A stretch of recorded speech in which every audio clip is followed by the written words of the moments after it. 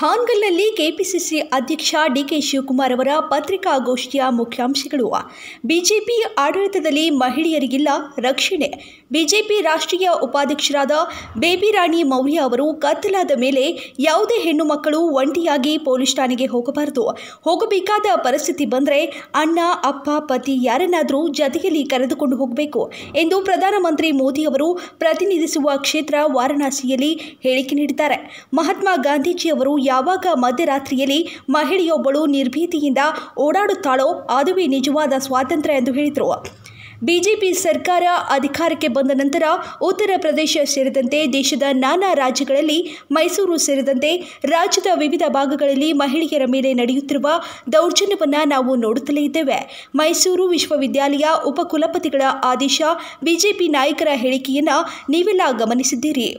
ನಾವು ಭೂಮಿಯನ್ನು ತಾಯಿಯಂತೆ ಕಾಣುತ್ತೇವೆ.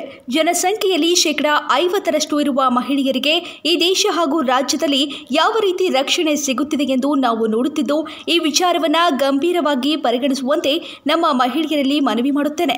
ಬಿಜೆಪಿ ಸರ್ಕಾರದಲ್ಲಿ ಮಹಿಳೆಯರಿಗೆ ಎಷ್ಟು ಸುರಕ್ಷತೆ ಇದೆ ಎಂಬುದನ್ನು ಬಿಜೆಪಿಯ ರಾಷ್ಟ್ರೀಯ ನಾಯಕರೇ ಹೇಳಿದ್ದಾರೆ. ರಾಮ ಹುಟ್ಟಿದ ನಾಡಿನಲ್ಲಿ ಇಂತಹ ಪರಿಸ್ಥಿತಿ ಇದೆ ಎಂದರೆ ಉಳಿದ ಕಡೆ ಮಹಿಳೆಯರ ರಕ್ಷಣೆ ಹೇಗಿರಬೇಡ? ಇದಕ್ಕೆ ಮಹಿಳೆಯರು ಬಿಜೆಪಿಗೆ ಮತ ಹಾಕಬೇಕಾ? ಈ ಬಗ್ಗೆ ಮುಖ್ಯಮಂತ್ರಿಗಳಿಂದ ಉತ್ತರ ನಿರೀಕ್ಷಿಸುತ್ತಿದ್ದೇನೆ. ದೇಶದ ಎಲ್ಲ ಮಹಿಳೆಯರು ಧ್ವನಿ ಎತ್ತಿ ಹೋರಾಡಬೇಕು. ಬಿಜೆಪಿ ವಿರುದ್ಧ ಮತ ಹಾಕಿ ತಮ್ಮ ಸುರಕ್ಷತೆಯತ್ತ ಗಮನಹರಿಸಬೇಕು. ಯಾವ ಕಾರಣಕ್ಕೆ ಬಿಜೆಪಿ ಸರ್ಕಾರದ ಸಂಭ್ರಮ? ದೇಶದಲ್ಲಿ 100 ಕೋಟಿ ಲಸಿಕೆ ನೀಡಲಾಗಿದೆ ಎಂದು ಬಿಜೆಪಿಯವರು ಸಂಭ್ರಮಿಸುತ್ತಿದ್ದಾರೆ. ಆದರೆ 2 ಡೋಸ್ ಲಸಿಕೆ ಕೊಟ್ಟಿರುವುದು 21% ಮಂದಿಗೆ ಮಾತ್ರ. ಕೋವಿಡ್ನಿಂದ ಜನರನ್ನು ರಕ್ಷಿಸಿ ಉಳಿಸಿಕೊಂಡಿದ್ದರೆ ಸಂಭ್ರಮ ಪಡಬಹುದಿತ್ತು. ಈ ಸರ್ಕಾರ ಸತ್ತವರಿಗೆ ಪರಿಹಾರವನ್ನು ಕೊಡದಿರುವುದಕ್ಕೆ ಈ ಸಂಭ್ರಮಾಚರಣೆಯೇ? ರೈತರ ಆದಾಯ ಡಬಲ್ ಮಾಡದಿರುವುದಕ್ಕೆ ಈ ಸಂಭ್ರಮವೇ? ರಾಜ್ಯದಲ್ಲಿ 4 ಲಕ್ಷ ಜನ ಸತ್ತಿದ್ದಕ್ಕೆ ಈ ಸಂಭ್ರಮವೇ? ಅವರಿಗಾರು ಪರಿಹಾರ ಕೊಡದಿರುವುದಕ್ಕೆ ಈ ಸಂಭ್ರಮವೇ? ರಾಜ್ಯದಲ್ಲಿ ರೈತರು ಹೊರತಾಗಿ 1.97 ಕೋಟಿ ಜನ ಕಾರ್ಮಿಕರು, ಬೀದಿ ವ್ಯಾಪಾರಿಗಳು, ಸಾಂಪ್ರದಾಯಿಕ ವೃತ್ತಿ ಮಾಡುತ್ತಿರುವವರು ನೋಂದಣಿ ಮಾಡಿಸಿಕೊಂಡಿದ್ದಾರೆ. ಇವರಲ್ಲಿ ಯಾರಿಗೂ ಸರಿಯಾಗಿ ಪರಿಹಾರ ಸಿಕ್ಕಿಲ್ಲ. ಅದಕ್ಕಾಗಿ ಈ ಸಂಭ್ರಮವೇ? ರೈತರಿಗೆ ಬೆಂಬಲ ಬೆಲೆ ಪರಿಹಾರ ನೀಡಿಲ್ಲ. ರೈತರ ಕುಟುಂಬ ಕಣ್ಣೀರಲ್ಲಿ ಕೈ ತೊಳೆಯುತ್ತಿರುವುದಕ್ಕೆ ಈ ಸಂಭ್ರಮಾಚರಣೆಯೇ? ಗೊಬ್ಬರದ ಬೆಲೆ ಗಗನಕ್ಕೇರಿಸಿರುವುದಕ್ಕೆ ಈ ಸಂಭ್ರಮವೇ? ಬೆಲೆ ಇಳಿಸಿ ಸಂಭ್ರಮಿಸಿ. ನಿರುದ್ಯೋಗಿಗಳು ಇದ್ದ ಉದ್ಯೋಗ ಕಳೆದುಕೊಂಡವರಿಗೆ ಪರಿಹಾರ ಕೊಡದಿರುವುದಕ್ಕೆ ಈ ಸಂಭ್ರಮವೇ? 20 ಲಕ್ಷ ಕೋಟಿ ಪ್ಯಾಕೇಜ್ ಯಾರಿಗೂ ತಲುಪದಿರುವುದಕ್ಕೆ ಸಂಭ್ರಮವೇ? ವಿದೇಶಿಗಳಿಗೆ ಲಸಿಕೆ ಮಾರಿಕೊಂಡು ನಂತರ ನಾವು ಉಚಿತ ಲಸಿಕೆ ನೀಡಲು ಮುಂದಾದಾಗ ಉಚಿತ ಲಸಿಕೆ ಘೋಷಣೆ ಮಾಡಿದರು. ಇಷ್ಟೆಲ್ಲ ಮಾಡಿರುವ ಕೇಂದ್ರ ಸರ್ಕಾರ ಲಸಿಕೆ ವಿಚಾರದಲ್ಲಿ ಸಂಭ್ರಮಿಸುತ್ತಿರುವುದು ಖಂಡನೀಯ. ಲಸಿಕೆ ಹಾಕುವುದು ಸರ್ಕಾರದ ಜವಾಬ್ದಾರಿ. ಕೋವಿಡ್ನಿಂದ ನಷ್ಟ ಅನುಭವಿಸಿದವರಿಗೆ ಮೊದಲು ಸಹಾಯ ಮಾಡಲಿ, ನಂತರ ಸಂಭ್ರಮಿಸಲಿ. ಕೋವಿಡ್ನಿಂದ ಸತ್ತವರ ಕುಟುಂಬಗಳಿಗೆ ಮರಣ ಪ್ರಮಾಣ ಪತ್ರ ನೀಡಿ ಸಂಭ್ರಮಿಸಿ.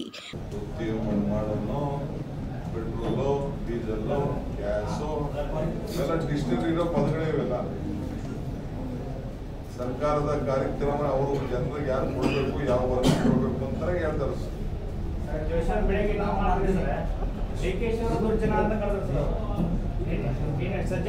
ಅವರು ದುರ್ಜನ ಅಂತ ಹೇಳಲ್ಲ. ಸಿದ್ದರಾಮಯ್ಯನವರು ಡಿಕೆಶಿ ಅವರು ದುರ್ಜನ ಅಂತ ಹೇಳಿದ್ದಾರೆ.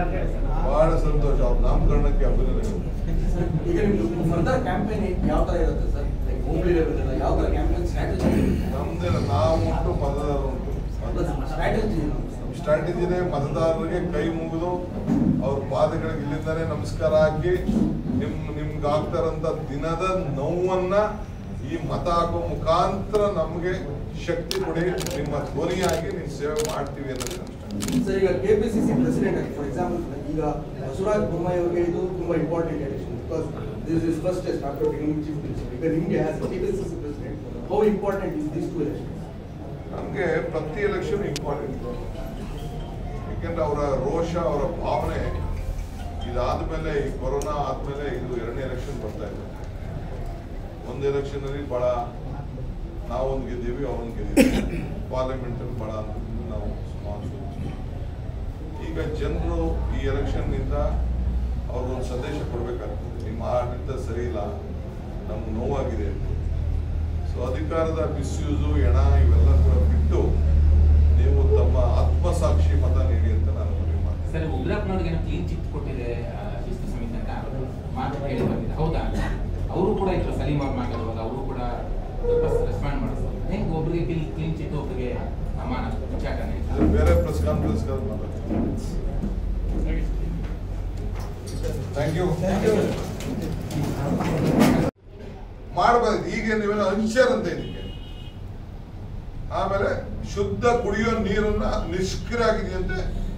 ಈಗ ಮರಳಿ ತಿರ್ಗಾ ಅದನ್ನ ಹೆಚ್ಚು ಕಮ್ಮಿ ಮಾಡೋರಂತೆ. ಮಾಡ್ಬೇಕಾಯ್ತು 2 ವರ್ಷದಿಂದ. ಯಾರು ಬೇಡ ಅಂತಂದ್ರೆ HK ಪಾಟೀಲ್ ಕಾಲದಲ್ಲಿ ಯಾರ್ದು ಇವ್ರ ಕಾಲದಲ್ಲೆಲ್ಲ ಕಿತ್ತಾಕ್ಬಿಟ್ಟು ಹೊಸ ಮಾಡ್ಬೋದಾಯ್ತು. ಯಾರು ನಿಮ್ ನಿಲ್ಸ್ತವ್ರು ಯಾರು? ಉಚಿತ ನಿವೇಶನ ಅಡಿಯಲ್ಲಿ ಆನ್ಗಲ್ ಪಟ್ಟಣದಲ್ಲಿ ವಸತಿ ರಹಿತ ಕುಟುಂಬ ಕಾಲಮಿತಿಯಲ್ಲಿ ಉಚಿತ ನಿವೇಶನ ಹಕ್ಕು ಬರ್ತಾರೆ. ನಿಮ್ ತಡೆದವ್ರು ಯಾರು ಅಂತ ನಾನು ಹೇಳ್ತಾ ಇದ್ದೀನಿ. ಈ ಮಾನೆ ಏನಾದ್ರು ತಡೆದಿದ್ದೋ ಇಲ್ಲಾಂದ್ರೆ ನಮ್ಮ ಉದಾಸಿ ಸಾಹೇಬ್ರು ಬೇಡ ಅಂತ ಹೇಳ್ಬಿಟ್ಟಿರೋ ನಿಮ್ಗೆ. ನಾನಿಲ್ಲ ಶಿವನ್ ಪಾದ ಕೊಂಡೋಗ್ತೀನಪ್ಪ, ನೀವೇನು ಮಾಡ್ಬೇಡಿ, ಸ್ವಲ್ಪ ತಡೀರಿ, ನಾನು ಸತ್ ಮೇಲೆ ಮಾಡೋರು ಅಂತ ಹೇಳ್ತಿದ್ರು. ಈಗ ಹೇಳ್ತಾ ಇದ್ದೀರಲ್ಲ, ಸರ್ವರಿಗೂ ಸೂರು ಘೋಷಣೆ ಅನ್ವಯ ನಿವೇಶನ ಹೊಂದಿರುವ ಮತ್ತು ಸರ್ಕಾರದಿಂದ ಎಲ್ಲರಿಗೂ ಸ್ವಂತ ಮನೆ ಹೊಂದಿರುವ ಕೊಡ್ಬೇಕಾಯ್ತು ಮನೆನ. ಅದ್ಯಾವ 25,000 ಜನಕ್ಕೆ ಮನೆ ಕೊಡದಿದ್ರೆ ಯಾರು ನೀವು ನಿಲ್ಸಿದ್ರ? ಯಾರು ನಿಮ್ಮ ಸರ್ಕಾರದಲ್ಲಿ? ನಿಮ್ದೆ ಪಕ್ಕದ ಕ್ಷೇತ್ರ ಇದು. ಯಡಿಯೂರಪ್ಪನವ್ರು ಬಹಳ ಬೇಕಾದವ್ರಲ್ವೇ? ಅವ್ರೇನು ಬೇಡ ಅಂತ ಹೇಳಿದ್ರೆ ಓಲಿ ಉದಾಸಿ ಅವರು ನನ್ನ ಮನೆ ಮಾಡಿ ನಿಮ್ದೇ ಸರ್ಕಾರ. ನಾವೇನೋ ಫೇಲ್ ಆದಪ್ಪ, ನಾವು ಸೋತೋಗ್ಬಿಟ್ಟು ಎಲೆಕ್ಷನ್ ಮನೆ ಸೋತೋಗ್ಬಿಟ್ಟು ಅವರು ನಾವು ಕೆಲಸ ಮಾಡಲಿಲ್ಲ ಸೋತು. ಆಮೇಲೆ ರುದ್ರಭೂಮಿ, ಆಮೇಲೆ ನಿರುದ್ಯೋಗ ಯುವಕರಿಗೆ ಕೌಶಲ್ಯ ತರಬೇತಿ, ಸ್ವಂತ ಉದ್ಯೋಗ ಸ್ಥಾಪನೆ ಮಾಡಿ ಪ್ರತಿ ವರ್ಷ ಉದ್ಯೋಗ ಮೇಳ. 2 ವರ್ಷದಲ್ಲಿ ಏನಾದ್ರು ಮಾಡಿದ್ರೆ 4 ಜನ ಕೇಳ್ದೆ ಎಲ್ಲರೂ. ನಿಮ್ ನನ್ನ ಭಾಷೆಯಲ್ಲಿ ಕೇಳ್ಬೇಕು, ಯಾರು ಕೆಲಸ ಸಿಗ್ತಾರಂತ. ಸುಂದರ ಉದ್ಯಾನವನ ಅಂತೆ. ಏನ್ ಬೆಂಗಳೂರು ಉದ್ಯಾನವನ ಮಾಡಕ್ಕೆ ಆನ್ಗಲ್ಲೇ ಒಂದು ದೊಡ್ಡ ಉದ್ಯಾನವನ. ಎಂತ ಪ್ರಕೃತಿ, ಎಂತ ಸೌಂದರ್ಯ ಇದೆ ಮಲ್ನಾಡಿದು. ಎಂತ ಇದೆ.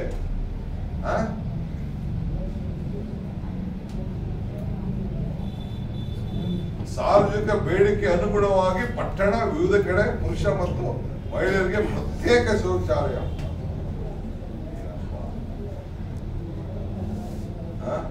ಶೌಚಾಲಯ ಗಡಿಸ್ತೀನಿ ಅನ್ನೋದನ್ನು ನೀನು ಹಾಕೊಡೋದಾದ್ರೆ ಹಂಗ ಯಾರು ಹೆಣ್ಮಕ್ಳು ಗಂಡು ಮಕ್ಳು ಯಾರು ಶೌಚಾಲಯ ಇಲ್ವೇ ಇಲ್ಲಿದ್ರೆ ಟೌನು ಇದು.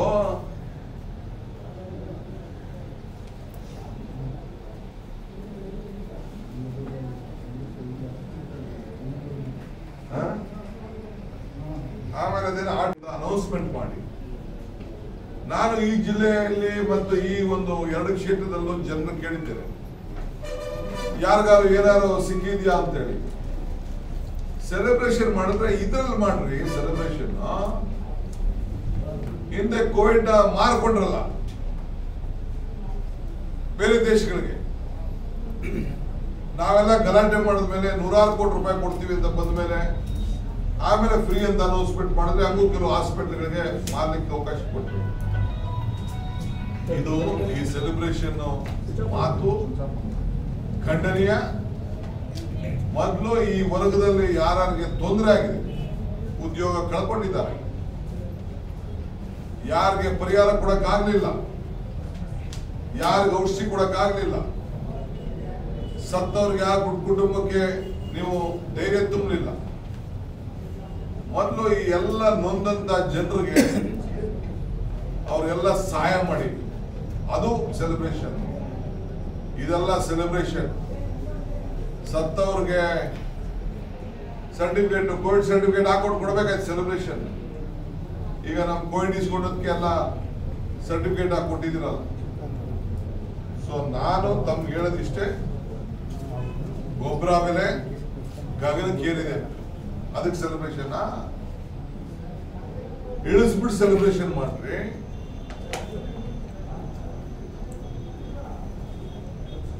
ಯುವಕರು ಉದ್ಯೋಗ ಕಳ್ಕೊಂಡದ್ದಾಯ್ತು, ಒಂದು ಹೊಸದಾಗಿ ಉದ್ಯೋಗ ಕೊಡಕ್ಕಾಗ್ಲಿಲ್ಲ. ಇದು ಎಲೆಕ್ಷನ್ ಬಂತು ಅಂತ ಏನ್ ಪೇಪರ್ ಅಡ್ವರ್ಟೈಸ್ಮೆಂಟ್ ಹಾಕೊಂಡು ಇದೊಂದು ದೊಡ್ಡ ಸೆಲೆಬ್ರೇಷನ್ಗೆ ಇವತ್ತು ಹೊರಟಿದ್ದಾರೆ. 3ನೇ ವಿಚಾರ, ಮುಖ್ಯಮಂತ್ರಿಗಳು ಒಂದು ಸ್ಟೇಟ್ಮೆಂಟ್ ಮಾಡಿದ್ದಾರೆ. ಇಲ್ಲಿದೆ ಪೇಪರ್ ಕಟ್ಟಿಂಗ್, ಇಲ್ಲಿದೆ ಕೊಡ್ತಿರೋ ಏನ್ ಹೇಳಿದ್ದಾರೆ ಅಂದ್ರೆ ಇಲ್ಲಿದೆ,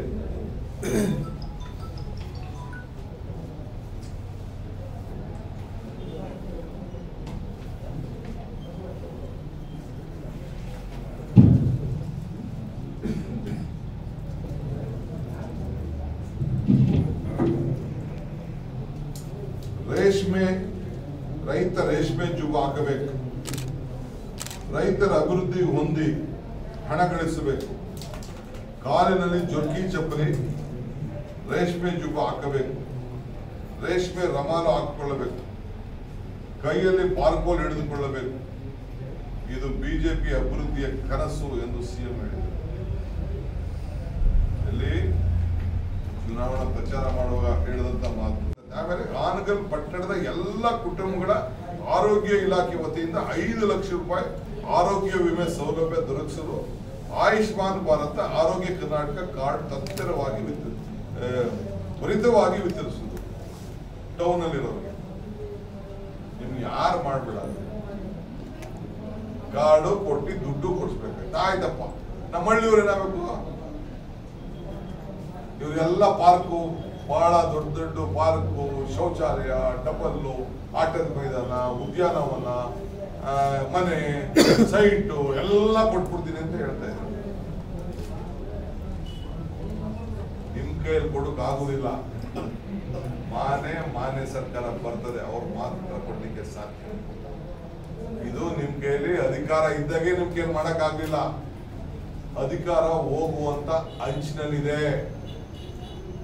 ಗ್ರಾಮೀಣ ಪ್ರದೇಶದ ಬದುಕಿಗೆ, ರೈತನಿಗೆ ಅವನ ಜೀವನ ಹಸನು ಮಾಡಲು, ಅವನಿಗೆ ಸಹಾಯ ಮಾಡಲು ನೀವು 2.5 ವರ್ಷದಿಂದ ಒಂದು ಸಣ್ಣ ಕಾರ್ಯಕ್ರಮ ನಿಮ್ಗೆ ಮಾಡಕ್ಕಾಗ್ಲಿಲ್ಲ. ಇದ್ದಂತ ಸೆಂಟ್ರಲ್ ಗವರ್ಮೆಂಟ್ ಸ್ಕೀಮ್ ಆಗ್ಲಿ, ರಾಜ್ಯದ ಸ್ಕೀಮ್ಗಳಾಗ್ಲಿ ಜನರಿಗೆ ಮುಟ್ಸಕ್ ಆಗ್ಲಿಲ್ಲ. ಸೊ ಇವತ್ತು ಇಂಥ ಒಂದು ಪರಿಸ್ಥಿತಿ ಇವತ್ತು ಬಂದಿದೆ.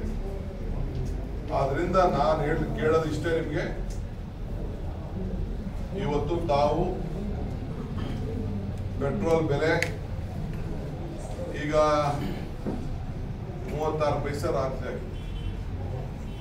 ಕಳೆದ ಒಂದು 10 ದಿನದಿಂದ ಹೆಚ್ಚು ಕಮ್ಮಿ 3 ರೂಪಾಯಿ ಮೇಲೆ ಆಗುತ್ತೆ. ನಾನು ನಮ್ಮ ಯುವಕರಿಗೆ ಒಂದು ಹೇಳೋಣ ಅಂತಿದ್ದೀನಿ. ರಾತ್ರಿ ಹೊತ್ತು ಪೆಟ್ರೋಲ್ನ ಇವತ್ತು ಖರೀದಿ ಮಾಡ್ಬಿಡಿ, ಎಷ್ಟೆಷ್ಟು ದುಡ್ಡು ಇದೆಯೋ ಅಷ್ಟು.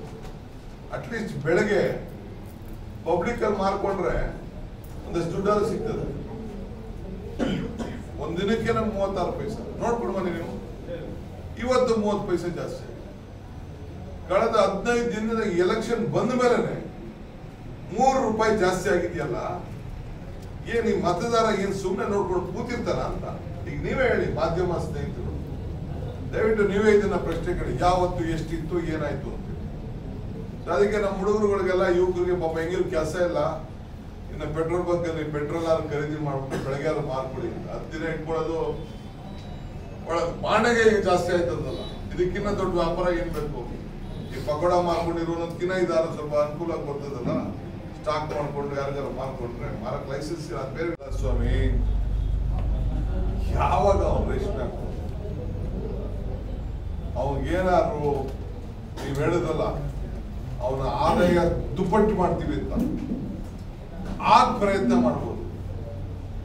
ಬತ್ತಿದ್ದ ಆದಾಯನೇ ಕಡಿಮೆ ಆಗೋಗಿದೆ, ಆದಾಯನೇ ಹಿಡಿದೋಗಿದೆ. ಸೊ ರೇಟ್ ಗೊಬ್ಬರದ ಬೆಲೆ ಗಗನಕ್ಕೇರಿದೆ. ಗೊಬ್ಬರ ಎಲ್ಲ ಬ್ಲಾಕ್ ಮಾರ್ಕೆಟ್ ಅಲ್ಲಿ ಮಾರ್ಸ್ತಾ ಇದೀವಿ ನೀವೆಲ್ಲ. ನಮ್ಮ ರಾಜ್ಯದ ಗೊಬ್ಬರದ ಮಂತ್ರಿಗಳು ಎಲ್ಲಿ ಅವನು ರೇಷ್ಮೆ ಜುಬಾ ಹಾಕೊಂಡು ಅವನು ಯಾವ್ದೋ ಒಂದು ಜುರ್ಕಿ ಚಪ್ಪಲಿ ಹಾಕೊಳಕ್ ಸಾಧ್ಯ? ಯಾಕೆ ಆ ರೈತನ ನೋವನ್ನ ಹೀಗೆ ಅವನು ಸಾಯ್ತಾ ಇದ್ದಾನೆ? ಅವನ ಎದೆಗೆ ನಿಮ್ಮ ಬಾರ್ಕೋಲ್ ಅಂತ ಹೇಳ್ತಾ ಇದ್ದೀರ, ಬಾರ್ಕೋಲ್ ನೀವು ಚುಚ್ತಾ ಇದ್ದೀರಿ, ನೀವು ಕೈ ಹಿಡಿಯೋದಲ್ಲ, ಅವನ ಎದೆಗೆ ಚುಚ್ಚಿ ಸಾಯಿಸ್ತಾ ಇದ್ದೀರಿ ನೀವು. ಸದ್ಯ ಜನರು ಉಳ್ಕೊಂಡ್ರು ಸಾಕಾಗಿದೆ, ಅವ್ರ ಜೀವನ ಉಳ್ಕೊಂಡ್ರು ಸಾಕಾಗಿದೆ. ಒಂದು ಸಣ್ಣ ಸಹಾಯ ಕೂಡ ಮಾಡಿಲ್ಲ. ಇವತ್ತು ಅವನಿಗೆ ನೀವು ಜುಬ್ಬ ಹಾಕೊಂಡು ಅದ್ಯಾವ್ದೋ ಚಪ್ಪಲಿ ಯಾವ್ದು ಜುರ್ಕಿ ಅನ್ನೋದು ಹೆಂಗಿರ್ತದೆ, ಜುರ್ಗಿ ಚಮಚ ಏನಿದು ಮುಖ್ಯಮಂತ್ರಿಗಳ ಮಾತು? ನಾನೇನೋ ಪಕ್ಕದ ಕ್ಷೇತ್ರ ಇಲ್ಲ ಏನಾರು ಒಂದು ಮಾಡ್ತಾರೆ ಇಲ್ಲ ಮಾಡವ್ರೆ ಅಂತ ತಿಳ್ಕೊಂಡಿದ್ದೆ. ನಾನು ಬಂದಿರಲಿಲ್ಲ ಇಲ್ಲಿಗೆ. ನಾನು ಈಗ ಹಳ್ಳಿ ನಾನು ನೋಡಿದೆ, ಪರಿಸ್ಥಿತಿ ಎಲ್ಲ ನಾನು ನೋಡಿದೆ. ಸೊ ಯಾವ ಪುರುಷಾರ್ಥಕ್ಕೆ ಇಂಥ ಹೇಳಿಕೆಗಳನ್ನ ಕೊಡ್ತಾ ಇದ್ದಾರೆ? ಈ ಮಧ್ಯದಲ್ಲಿ ಒಂದು ಅನೌನ್ಸ್ಮೆಂಟ್ ಮಾಡಿದ್ದಾರೆ, ಈ ಬಿಜೆಪಿ ಮ್ಯಾನಿಫೆಸ್ಟೋ. ನನಗೆ ಇದೇನು ಚೀಫ್ ಮಿನಿಸ್ಟರ್ ಅವ್ರ ಆಫೀಸಲ್ಲಿ ಏನಾದ್ರು ಸ್ವಲ್ಪ ಪ್ರಜ್ಞೆ ಇದೆಯೋ, ಬೇಸಿಕ್ ಕಾಮನ್ ಸೆನ್ಸ್ ಇದೆ. ನನಗಂತೂ ಕಾಮನ್ ಸೆನ್ಸ್ ಇಲ್ಲ ಅಂತ ನನಗೆ ಅನ್ಕೊಂಡಿದ್ದೀನಿ. ಅವ್ರ ಕಾಮನ್ ಸೆನ್ಸ್ ಸರ್ಕಾರದ ಅಧಿಕಾರಿಗಳಿರ್ತಾರೆ, ಪಾರ್ಟಿ ದೊಡ್ಡದು, ದೇಶ ಆಳ್ತಾ ಇರೋರು. ಏನ್ರಿ ಮ್ಯಾನಿಫೆಸ್ಟೋ ಇದು? ಯಾರಿಗೆ ಫೂಲ್ ಮಾಡ್ಲಿಕ್ಕೆ ಪ್ರಯತ್ನ ಮಾಡ್ತಾ ಇದ್ದೀರಿ? ನೀವು ಏನೇನು ಹೇಳಿದಿರಿ ಇಲ್ಲಿ ಮ್ಯಾನಿಫೆಸ್ಟೋ? ಆರೋಗ್ಯದ ಬಗ್ಗೆ ಆಯುಷ್ಮಾನ್ ಭಾರತದ 5 ಲಕ್ಷ ಅಂತೆ ಸರ್ಟಿಫಿಕೇಟ್ ಕೊಡೋದಂತೆ. 2 ವರ್ಷದಿಂದ ನಿಮ್ ಸರ್ಕಾರ ಐತಲ್ಲ, ಹಂಚಬಹುದಾಯ್ತಲ್ಲ ಅವ್ರಿಗೆ. ಈ ಸತ್ತವ್ರಿಗೆ ಪ್ರತಿಯೊಂದು ಮನೆಗೂ ಕೂಡ ಆರೋಗ್ಯ ಇನ್ಸೂರೆನ್ಸ್ಗೆ 5 ಲಕ್ಷ ಯಾರು ಬಿಲ್ ತಗೊಂಡವ್ರೆ, ಬಿಲ್ ಖರ್ಚು ಮಾಡ. ಇನ್ನೇನು ಹೇಳಿ ನಾನು? ಸೊ ಹಿಂಗೆ ಇವತ್ತು ಈ ಕೆಲವು 2-3 ವಿಚಾರಗಳನ್ನ ನಮ್ಗೆ ಹೇಳಿ, ಇನ್ನ ಬಹಳ ಬೇರೆ ವಿಚಾರ ಕಾನೂನು ವ್ಯವಸ್ಥೆದೆಲ್ಲ ಇದೆ. ನಾನು ಹೇಳೋದಿಷ್ಟೇ, ಇಡೀ ಕ್ಷೇತ್ರದ ನಾನು ನನ್ನ ಕೈಯಲ್ಲಿ ಶಕ್ತಿ ಮೀರಿ ಪ್ರವಾಸ ಮಾಡಿದ್ದೀನಿ. ಸಾವಿರಾರು ಜನ ನಮ್ಮ ಕಾರ್ಯಕರ್ತರು ಹಳ್ಳಿಗಳಿಗೆ ಹೋಗಿ ಭೇಟಿ ಕೊಟ್ಟಿದ್ದಾರೆ, ಹೊರಗಡೆಯಿಂದ ಬಂದವರು ಭೇಟಿ ಕೊಟ್ಟಿದ್ದಾರೆ. ಎಲ್ಲ ವರ್ಗದ ಜನರಿಗೂ ನೋವು ಕಾಣ್ತಾ ಇದೆ. ಮುಖ್ಯಮಂತ್ರಿಗಳು ಸೋಲಿನ ಭಯದಿಂದ ಬರೀ ಜಾತಿವಾರು ನಂಟಸ್ತನ ಮತ್ತೊಂದ್ರ ಮೇಲೆ ಬಹಳ ಪ್ರಭಾವ ಬೀರಲು ಪ್ರಯತ್ನ ಮಾಡ್ತಾ ಇದ್ದಾರೆ. ಇಡೀ ಸರ್ಕಾರದ ಮಂತ್ರಿ 2 ಕ್ಷೇತ್ರದಲ್ಲೂ ವಿಧಾನಸೌಧನ ಬಂದ್ ಮಾಡಿ ಇಲ್ಲಿ ಕೂತಿದ್ದಾರೆ. ಅವ್ರಿಗೆ ಕೆಲಸ ಮಾಡಿದ್ರೆ ಯಾಕೆ ಇಷ್ಟು ಭಯ? ಜನದ ಮೇಲೆ ವಿಶ್ವಾಸ ಇದ್ರೆ ಯಾಕೆ ನೀವು ಇಷ್ಟು ಗಾಬರಿ ಕೊಡ್ತಾ ಇದ್ದೀರಿ?